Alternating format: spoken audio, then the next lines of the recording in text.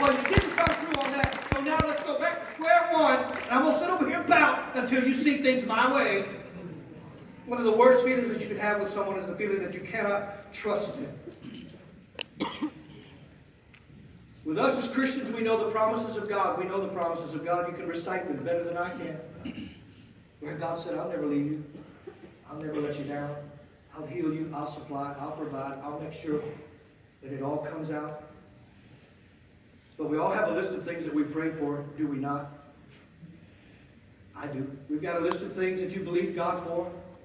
Times that you did everything right and you stood right there in before God and you had faith and you believed in His Word. You stood on His promise and He didn't do what you wanted Him to do in that moment when my daddy was dying. I walked into another room and I said, if you're going to do anything, you need to do it now. And in that moment, He took His last breath. I'm bringing you this morning as a word of life, not death. This is not meant to be heavy. This is meant to release you from burdens that you've been carrying for a long time. I'm bringing you a word of life that I'm trusting is going to accomplish God's purpose and draw you out of darkness back into the light where you should always be. He has called you out of darkness and into His marvelous light. Hopefully this word will bring you back to the simple place of first love.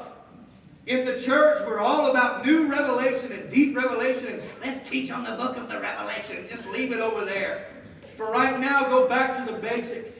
The simple childlike faith that you had when you first believed Him. Y'all hear what I'm talking about? That Sunday school kind of faith that you had when it didn't make any sense, but it didn't matter. So that you could look impossibility in the face and say, it doesn't matter. God's going to do something with this. Right. Bad things would happen, and you would say, I don't know, but God is still good to me.